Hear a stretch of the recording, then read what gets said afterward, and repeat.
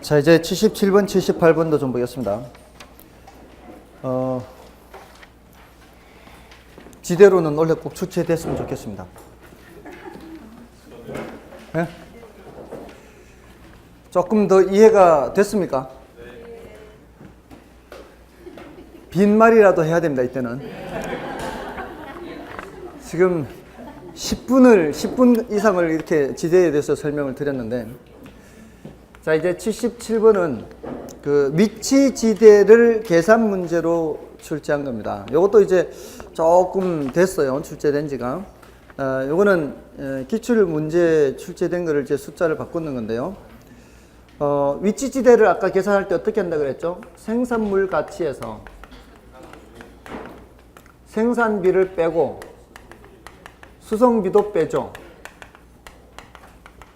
그래서 남는 게 지대, 잉여라 그랬죠. 또는 이윤이라고 남는 거, 이윤. 자, 근데 여기에 19km 지점에서도 이윤을 얻을 수 있는 상품을 찾으라 그랬어요. 시장 가격이 160, 그다음에 210, 240이죠.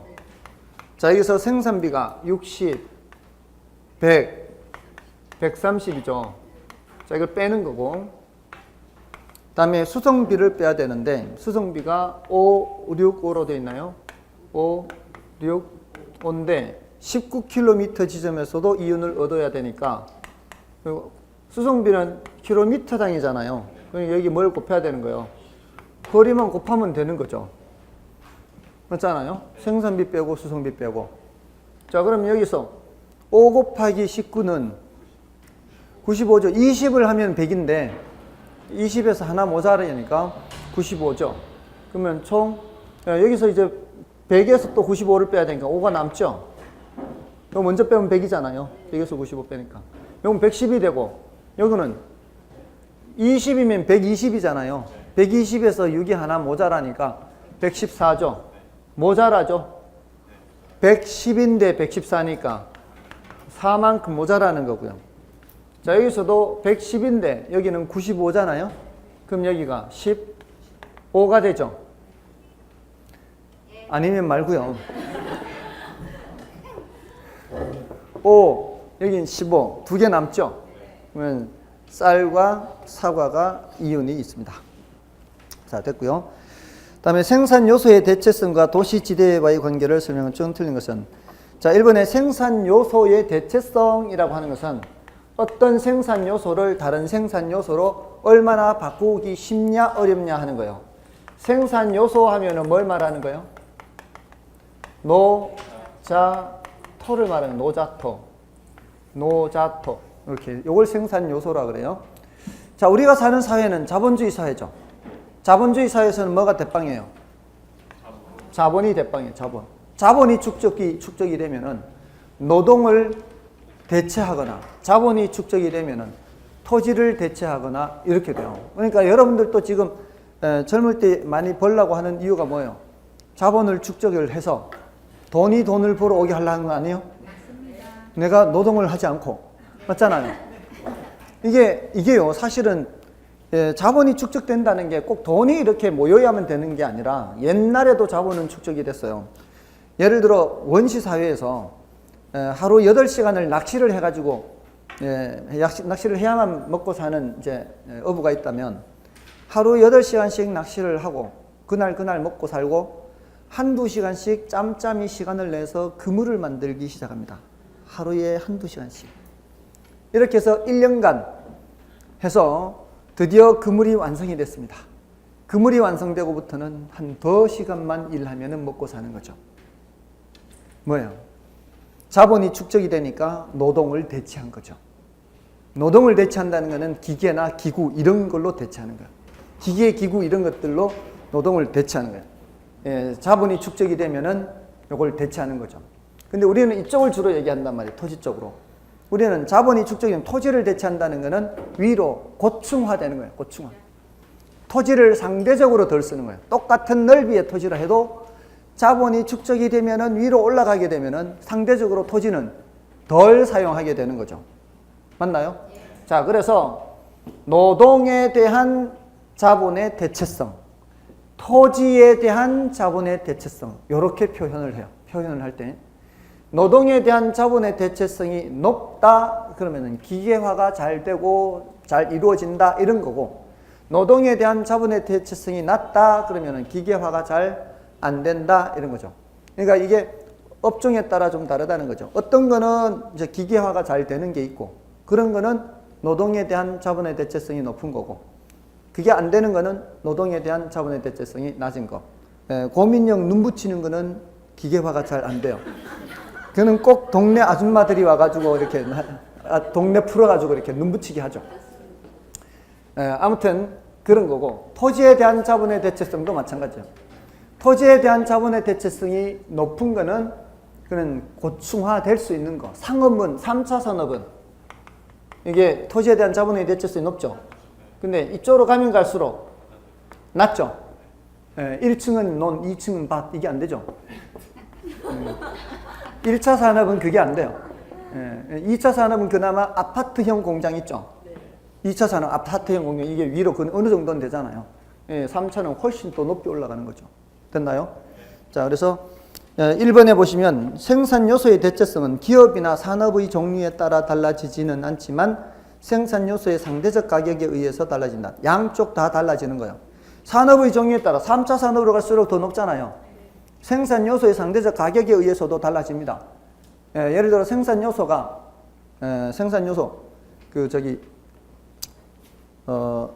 이 노동이 외곽으로 나갈수록 토지 가격은 싸죠.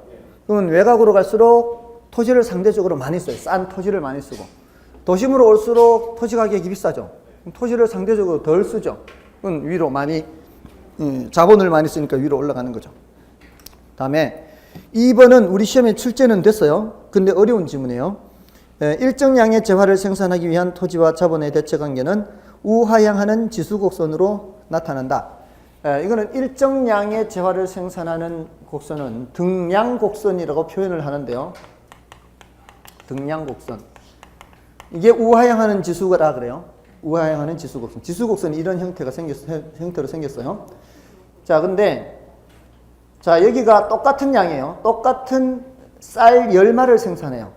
똑같은 쌀 10마를 생산하는데 여기가 노동이 10이고 기계가 1이에요. 자본이 1이에요. 자본 하나에 노동이 10이에요. 그래서 사람 10명에서 기계 한 대 가지고 쌀 10마를 생산하는데, 자, 기계를 한 대 늘리면 어떻게 될까요? 기계를 한 대 늘리면 사람을 한 3명 줄일 수 있어요. 7명이. 그래도 쌀 10말 생산할 수가 있어요. 또 기계 한 대 더 늘리면 이런 식이에요. 자, 이번에는 5명, 이제 2명 줄여요. 자, 가면 갈수록 기계 한 대 늘렸을 때 사람을 줄이는 정도가 점점 줄어들어요. 왜냐하면 나중 가면 아무리 기계가 성능이 좋아도 한 사람 정도는 있어야 될 거 아니에요. 그거는 가면 갈수록 노동이 더 귀해지기 때문에 노동을 줄이는 속도가 점점 줄어들어요. 제가 예전에 대구에서 한번 여름에 더운 여름날 이제 기계 소리가 나기를 봤더니만 이렇게 건물을 이렇게 지어놓고 있는데 기계가 막 돌아가는 거예요. 옛날 그 대구 섬유 그 유명했지 않습니까? 근데 아직도 그 흔적이 조금은 남아 있어서 그렇게 하는데, 그 넓은 저기에 사람이 한 사람밖에 없어요. 한 사람이 이렇게 보고 이제 실이 다 돌아가면은 거기에 가서 실패 이렇게 다 집어넣어 놓고, 이렇게 보고 이제 실 다 돌아갔으면 이렇게 하고, 한 사람이 그 넓은 데를 다 해요. 근데 그 한 사람이라도 있어야 되잖아요. 성능 좋은 기계라 해도 한 사람이라도 있어야 됩니다. 나중 되면 이제 사람이 꼭 필요는 하다는 거죠. 그래도 같은 양은 생산하는 거죠. 그렇기 때문에 원점을 향해서 볼록한 형태가 돼요. 이런 거를 우하향하는 지수곡선이라 그래요. 그냥 참고로 알고 계시면 돼요. 시험에 출제는 됐지만 정답 지문으로 출제된 건 아니었어요. 다음에 토지에 대한 자본의 결합비율은 도심에 가까울수록 높고 외곽으로 갈수록 낮아진다. 이거는 고층화 생각하면 되는 거죠. 다음에 토지에 대한 자본의 결합비율이 높다는 것은 그만큼 토지에 대한 자본의 대체성이 크다는 것을 의미하죠. 맞고요. 다음에 도심 지역에 입지하는 활동들은 대체로 토지에 대한 자본의 대체성이 큰 것들입니다. 맞고요. 다음에 이제 입지론으로 넘어가겠습니다. 입지론. 자, 입지론은 이제 중요도가 더 높습니다. 입지론은 반드시 출제된다고 볼 수 있어요. 반드시 출제되는데 79번에 이제 부동산 입지에 관한 설명으로 오는 것은 요거보다는 크리스탈러보다는 1번에 레일리나 허프가 더 중요합니다. 1번에 크리스탈러의 중심지 이론에 의하면 저차원 중심지일수록 중심지 규모가 커지며 중심지 기능이 다 말도 안 되죠. 고차원으로 갈수록 그렇고요. 다음에 2번에 도심 지역의 건물들이 고층화되는 것은 토지에 대한 자본의 대체성이 높다는 것이에요. 이거는 맞는 말이고요. 다음에 3번은 레일리의 소매 인력 법칙에 따르면 두 개 도시의 상거래 흡인력은 두 도시의 인구에 반비례하고, 인구에는 비례하죠. 그리고 두 도시 분기점으로부터 거리 제곱에는 반비례하죠. 그래서 틀렸고요. 그 다음에 4번에 허프의 상권 분석 모형에 따르면 소비자가 특정 점포를 이용할 확률은 경쟁 점포의 수, 점포와의 거리, 소비자의 분포에 의해 결정된다. 소비자의 분포가 아니고요. 이거는 크기, 점포의 크기가 빠져있죠. 크기가. 허프하고 레일리의 차이는, 레일리는 그 흡인력의 크기를 결정하는 것은 크기하고 거리예요. 거리의 제곱에 반비례하고 크기에 비례한다 그러잖아요. 근데 허프는 더 발전을 시킨 이론이죠. 레일리 이론을 발전을 시켜서 허프는 요 두 가지뿐만이 아니라 점포의 크기, 점포까지의 거리, 그리고 경쟁 점포 수도 봤죠. 물론 여기서 이 거리가 시간거리죠. 시간거리. 그래서 뭘 고려한 거예요? 장애 요인을 고려해서 마찰 계수를 고려한 거리예요. 그래서 요 세 가지고, 이건 레일리는 두 가지예요. 그래서 4번은 점포의 크기가 들어가야 되지 소비자의 분포는 관계가 없어요. 그 다음에 배버의 최소 비용 이론은 다른 생산 조건이 동일하다면 수송비는 사용되는 원료의 종류에 의해 결정되는 게 아니고 원료의 무게와 거리입니다. 무게와 거리. 그 허프도 수송비를 강조했지 않습니까? 그는 이제 원료의 무게와 거리요. 그래서 2번이 정답이고요. 다음에 상권 분석 방법에 관한 설명 중 옳은 것은, 자, 1번에 크리스탈러의 중심지 이론은 유사한 상품을 취급하는 점포들이 서로 도심에 인접해 있는 경우를 잘 설명해 준다. 자, 이게 틀렸어요. 크리스탈러의 이론은 크리스탈러의 중심지 이론이라고 하죠. 이 사람은 중심지를 얘기할 때요. 이 사람도 앞에 동심은 그 위치지대론처럼 사방팔방이 교통조건이 똑같고요. 평평한 곳이에요. 거기에 중심지가 일정한 간격으로 있어요. 일정한 간격이에요. 일정한 간격으로. 여기서 여기까지 거리, 여기서 여기까지 다 거리가 똑같아요. 일정한 간격으로 있고, 여기에 중심지입니다. 요거는 모래알같이 이렇게 이제 고객들이 분포가 되어 있는데, 그 고객들이 일정한 간격으로 있어요. 고객들도 모래가 뿌려져 있는 거예요. 일정한 간격으로 있고, 이 고객들이 좋아하는 정도가 똑같아요. 기호가 똑같아요. 소득 수준도 똑같아요. 그러니까 똑같은 사람들이 분포되어 있어요. 이게 거기에서 이 중심지가 자신의 영역을 확장시킨다면 어떻겠어요?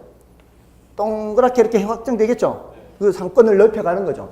그러면서 이제 더 넓혀가다 보면 서로 부딪히겠죠. 이렇게 부딪히고, 서로 부딪히는지 않는 요걸 더 차지하기 위해서는 다른 상권 영역을 침범을 해야 되죠. 침범을 하다 보면 서로 경쟁이 치열한 곳이 나오죠. 그러다 보면 경쟁 치열한 곳을 어떻게 해요? 나눠 갖는 거예요. 나눠 갖는 과정에서 무슨 형태가 되는 거예요? 정육각형이 되는 거예요. 그러니까 이제 이 이론에서는 중심지가 일정한 간격이죠. 모여있지 않죠. 중심지에. 그러니까 이거는 집심성 점포를 설명할 수 있어요, 없어요? 집심성 점포를 설명 못해요. 이거는 산재성 점포를 설명할 수 있는 거죠. 일정한 간격이니까. 그래서 1번은 틀린 거예요. 다음에 2번은 컨버스의 분기점 모형은 다수 중심지가 존재하는 도시 지역의 경우 각 점포의 유인력을 산정하는 방법을 제시한다. 예, 컨버스의 분기점 모형은 지금 81번의 그 상황에서 이걸 공식으로 푸는 거를 개발한 사람이에요. 공식으로. 공식 있죠, 공식. 컨버스 루트 나오는 공식 있잖아요. 그걸 만든 사람이 컨버스예요. 근데 우리는 루트 몰라도 풀 수 있죠. 말 나온 김에 81번 풀고 가겠습니다. 자, 81번 크기가 지금 몇 대 몇이에요? 면적이 1200대 2700이죠. 자, 1200대 2700이에요. 크기가 이게 1200. 여기가 2700.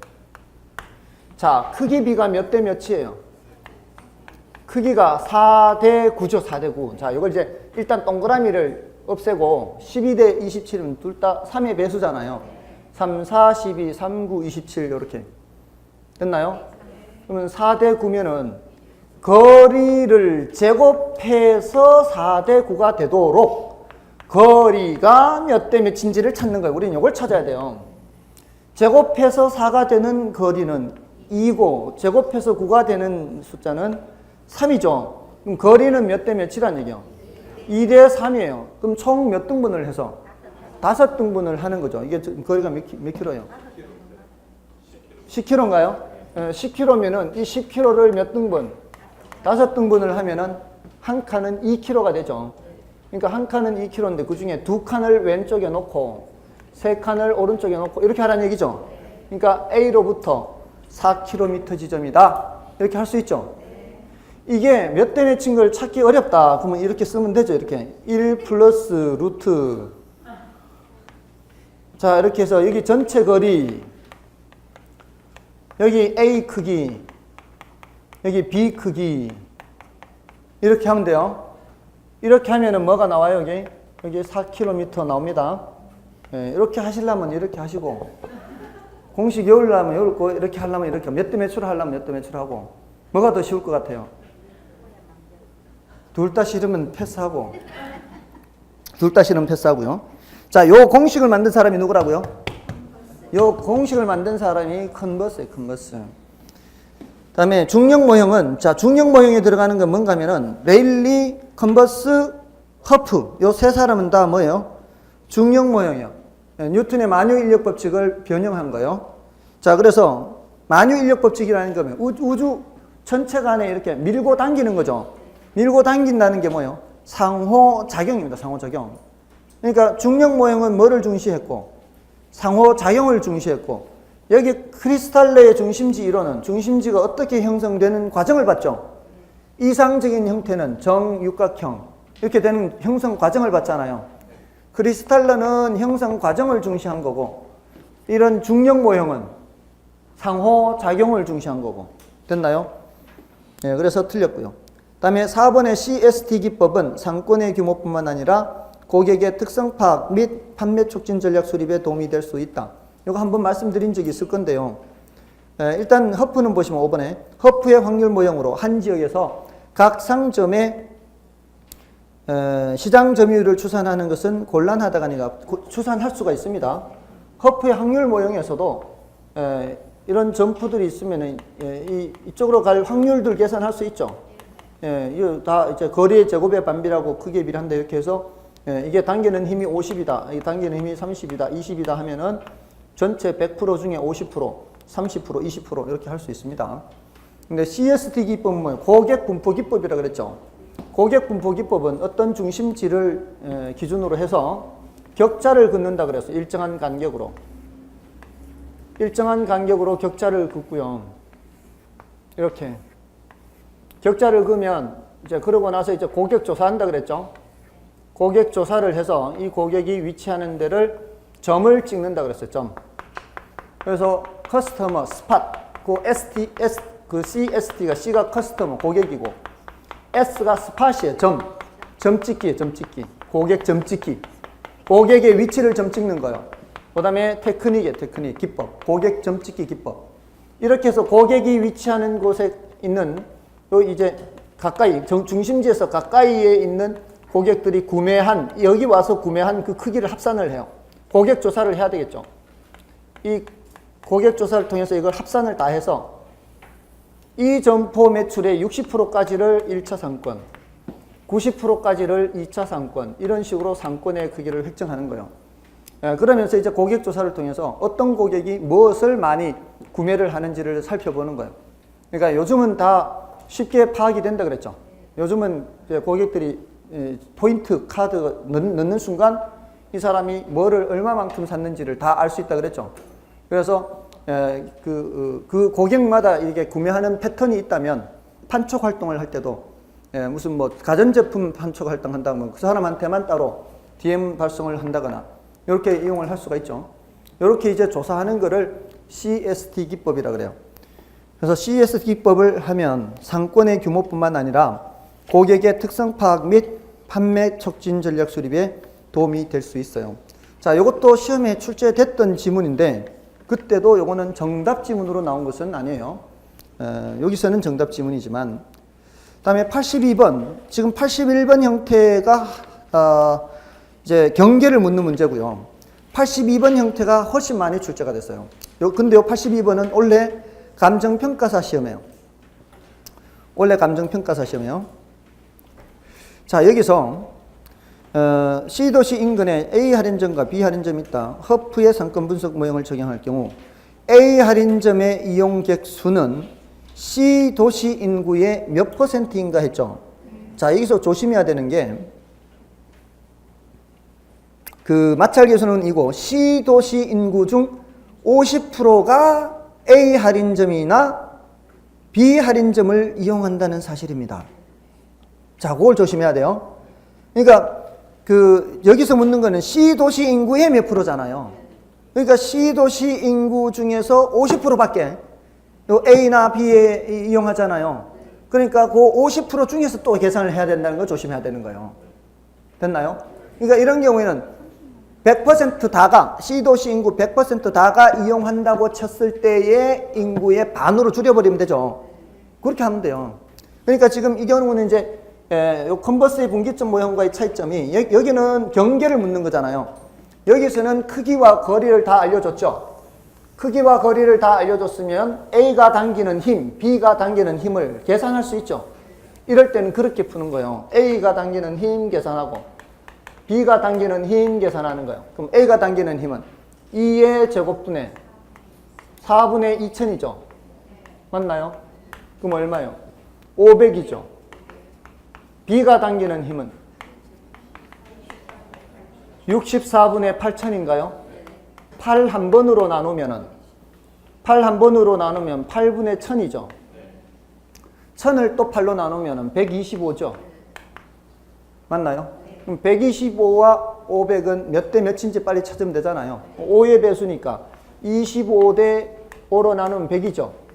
25대 100은 4대 1이네요. 됐죠? 4대 1이면 8대 2와 같네요. 그죠? 그럼 80% 20%죠.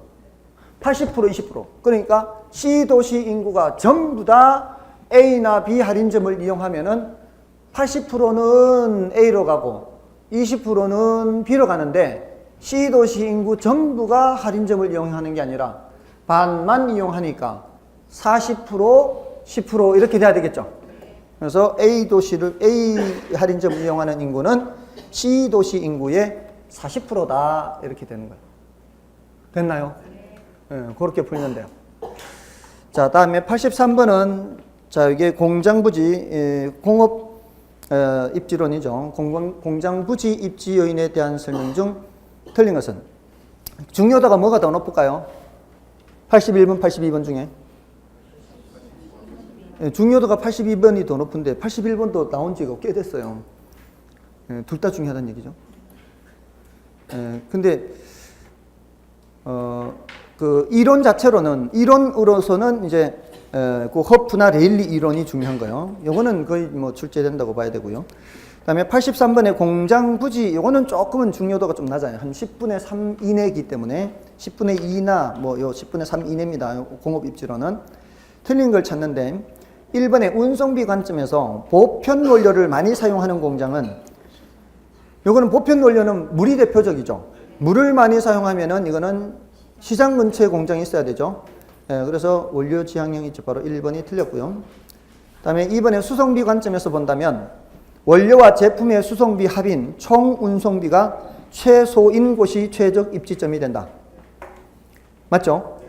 다음에 노동비와 운송비를 모두 고려할 때 운송비가 최소인 지점을 벗어남으로써 증가하는 운송비를 상쇄하고도 남을 만큼 노동비 절감 효과가 크다면 최적 입지점이 최소 운송비 지점과 다를 수 있다. 그럴 수 있죠. 그러니까 이 배번은 제일 먼저 최소 운송비 지점을 찾아요. 여기가 수송비가 제일 적게 드는 곳이에요. 근데 여기서 자리를 벗어나면은 수송비가 더 많이 발생한다는 얘기죠. 근데 거리가 멀면 멀수록 수송비가 더 많이 발생하겠죠. 그래서 똑같은 금액의 수송비가 더 발생하는 거를 이렇게 묶어요. 똑같은 금액의 수송비가 더 많이 발생하는 데를 이렇게 묶어요. 여기가 등비용선이라는 거예요. 등비용선. 등비용선 10원, 등비용선 20원 이렇게 그려요. 그래서 이 위치와 비교했을 때 이 지점으로 가면은 수송비가 10원 더 발생하고 이 지점으로 가면은 이제 20원 더 발생하는 거죠. 여기는 전부 다 10원 더 발생하고 20원 더 발생하는데 이 지점 사이 어딘가에 이 지점은 노동비를 20원 절감할 수 있다. 저임금 노동력을 쉽게 구할 수 있다. 그러면은 이 지점으로 옮기는 게 유리할 수도 있죠. 이 지점으로 옮기면은 수송비가 10원보다는 더 많이 발생하고 20원보다는 적게 발생하는데 노동비는 얼마 절감할 수 있다면 노동비를 20원 절감할 수 있다면 요리 옮기는 게 나올 수 있죠. 그러면 이런 지점이 이제 노동지향입지가 노동지향입지 이렇게 되는 거죠. 됐나요? 예, 이런 게 이제 섬유산업, 신발산업이 얘기하는 거예요. 눈 뜨세요. 지금 바빠요. 다음에 4번에 3에서 최소 운송비 지점과 달라질 수 있는 대표적인 공장으로 섬유 신발 공장을 들 수 있다. 여기 이제 노동지향입지죠. 그 다음에 수송수단이 전환되는 적환 지점. 자, 이거는 옮겨 싣는 곳이죠. 이거는 수송수단이 전환된다는 것은 해상 운송에서 육상 운송 또는 도로 운송에서 철도 운송으로.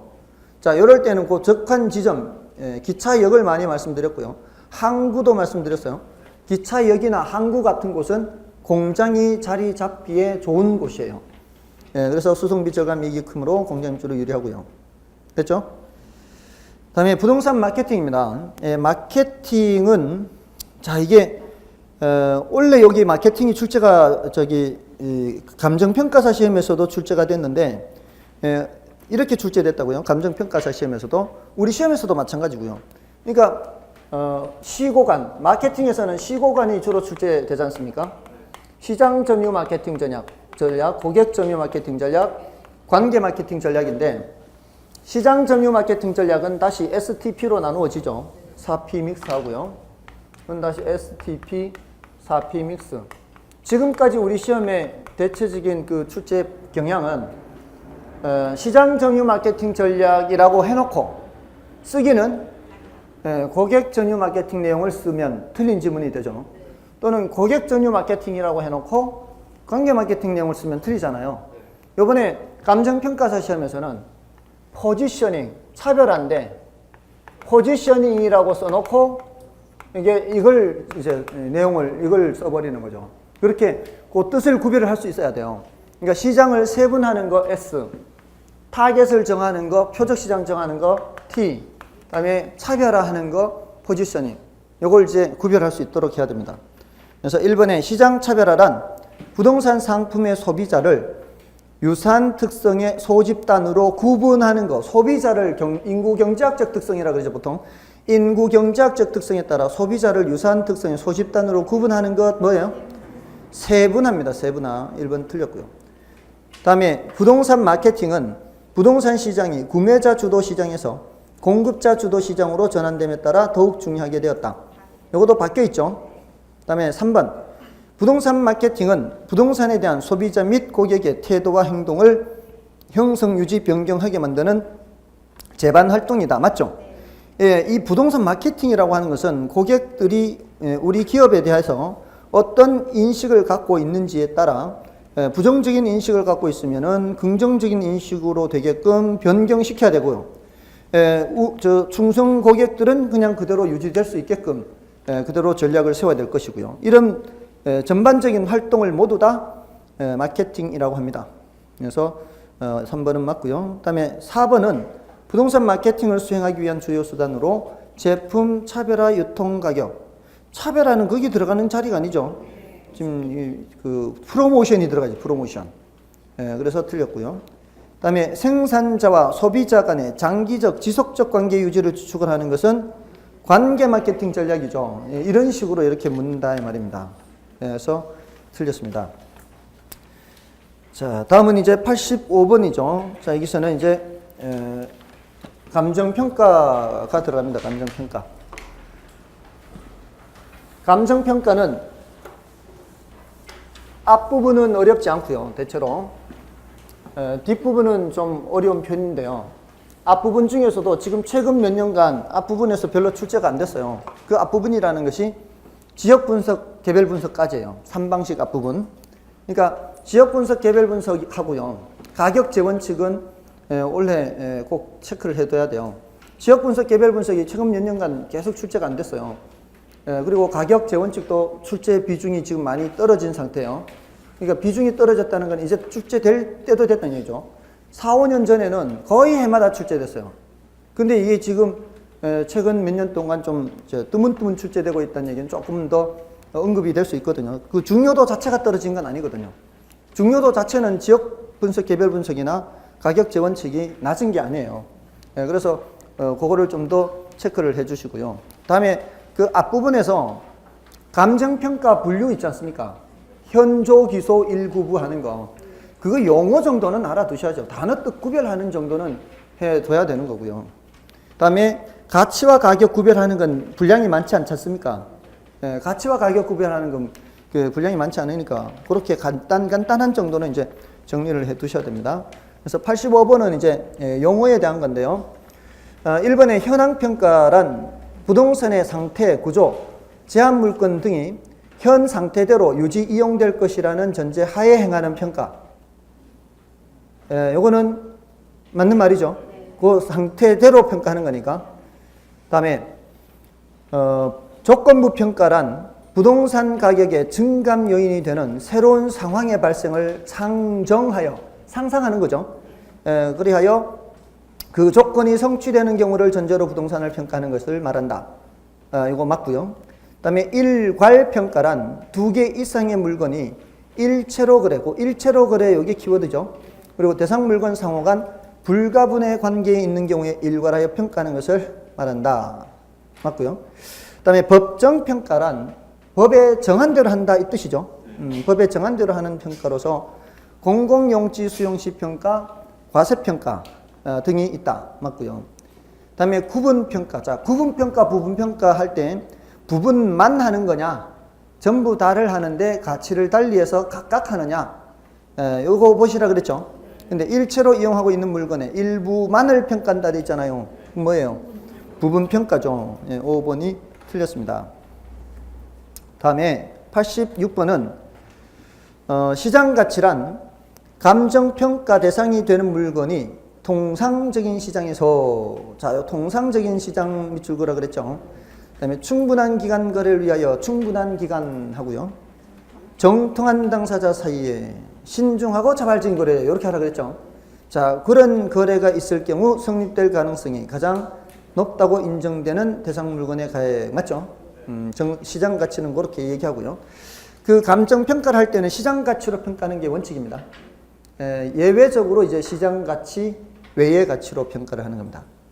그래서 2번 맞는 말이죠. 대상 물건에 대한 감정 평가액은 시장 가치를 기준으로 결정하고요. 앞에서 말씀드렸던 한정 가격은 시장 가치예요. 시장 가치 외의 가치예요. 시장 가치 외의 가치죠. 그런 경우는 한정 가격. 기회 원칙이 적용된 한정 가격은 시장 가치 외의 가치입니다. 예외적으로 그렇게 평가를 할 수 있는 겁니다. 그다음에 부동산 가격은 수요가 감소하더라도 즉각적으로 하락하지 않는 하방 경직성의 특성이 있다. 그렇죠. 그다음에 두 가지 이상의 권리가 동일 부동산에 있을 때에는 그 각각의 권리의 가격을 정할 수 있다. 맞죠? 이게 하나의 토지에 소유권자가 뭐를 설정할 수가 있어요? 지상권을 설정할 수가 있죠. 이런 토지가 수용이 될 때는 이거 다 각각 평가해야 됩니다. 각각 평가해서 지상권자에게는 지상권만큼의 평가액을 보상금 줘야 되고요.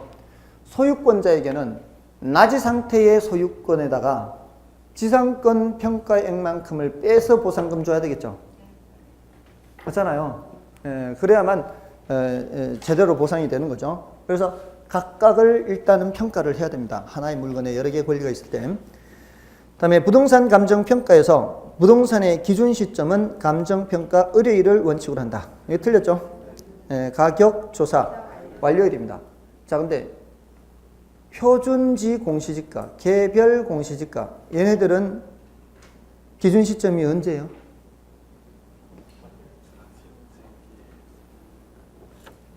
표준지 공시지가, 개별 공시지가 이런 거는 1월 1일이에요. 1월 1일. 법에 정해놨어요.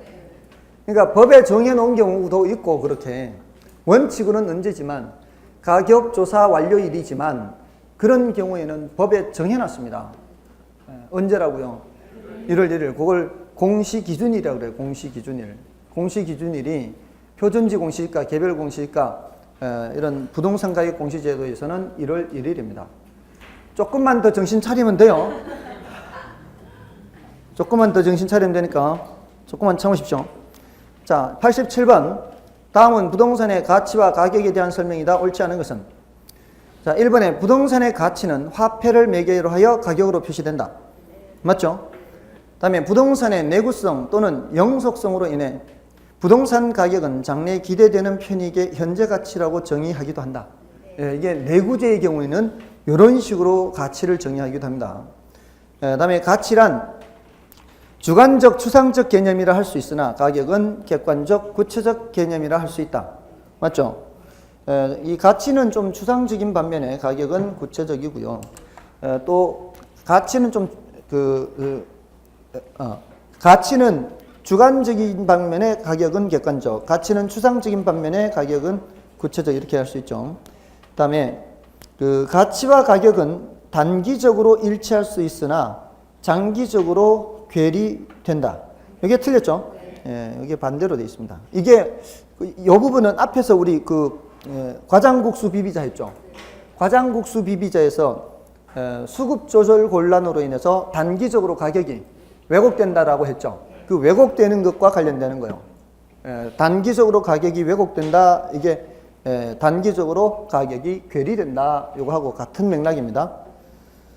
다음에 가격은 일정 시점에 하나이나 가치는 일정 시점에 여러 개가 존재할 수 있다. 맞죠? 그래서 뭐 시장가치, 교환가치, 아까 했던 투자가치 있죠.